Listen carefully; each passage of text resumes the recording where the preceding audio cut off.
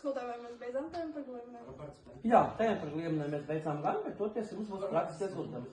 Tātad sadalīties pāris, saņemsiet darba lapu, dosieties Baltijas jūras piekrastes un meklēsiet, vismaz 4, labi, 2 līdz 4 dažādas sugu gliemenes. Lai veicas! Paldies!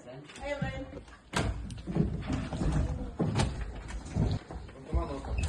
Tie taču nav neviena no tām gliemenēm, ko skolotājiem mums uzdod. Varbūt tur kāda ir? Ir, kur viena ir? Bet tā taču ir pārāk liela. Kas tam ir daudz? Atlantijas kāda gliemene?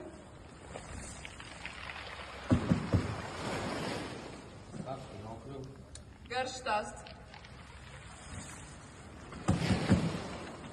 Pastāst mums laika daudz. Esmu no Meksikas līča Atlantijas okeānā.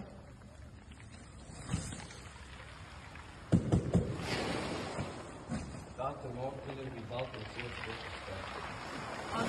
Atceļoju ar kuģi. Kā tik gadu ceļu?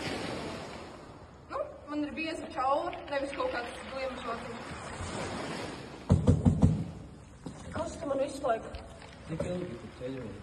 Apmēram pusgadu, es taču laiku neskaitīju.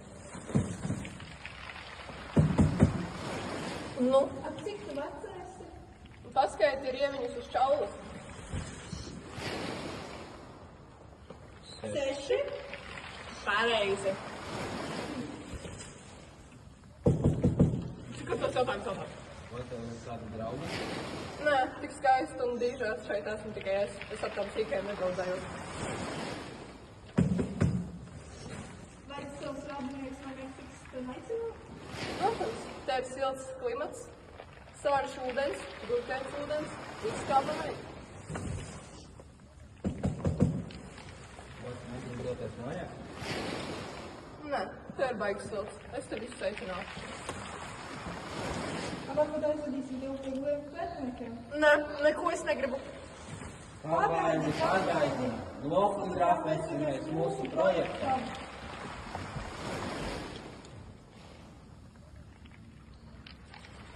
Nofotografēsim cilvēku ieradums pagad.